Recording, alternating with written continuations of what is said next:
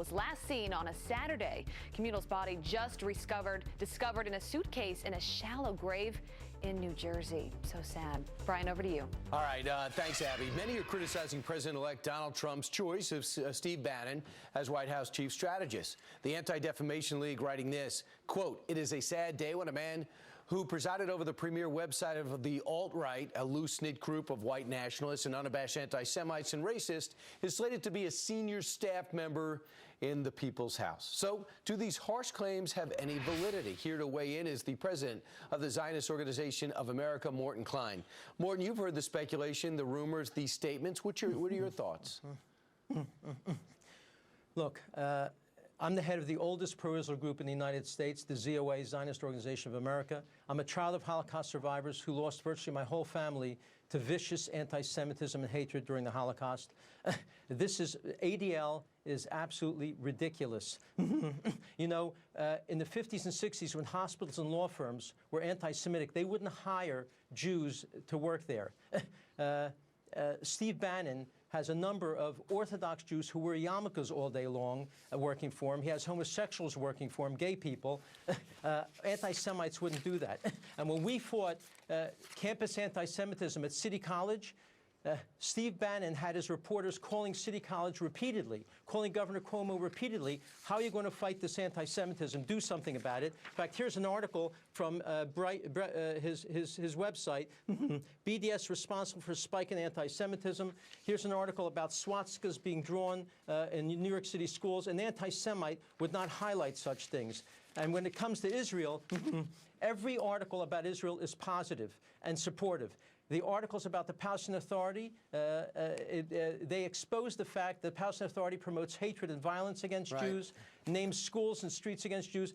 This guy is the opposite of an anti-Semite. He's a strong supporter of Israel and a Zionist, and I find the ADL a disgrace, and we've asked him to apologize for this disgraceful character assassination. Well, it's very interesting. I mean, Jeff Benedict, who I know quite well, who's written various books, co-author, said he used to work over at Breitbart and left, but he says he's never had a problem with him, and he happens to be Jewish. Steve Bannon also, I guess some of his critics are referring to the fact that some stuff came out in his divorce proceedings, but have not been verified. I want to bring up, this is another important point, that Donald Trump has a son-in-law who's Jewish and now has a daughter who converted to Judaism. If the son-in-law is playing such a prominent role in the campaign, which turned out to be a victorious one, why would he ever promote the hiring of Steve Bannon in the primary process, in the electoral process, and now in the White House process?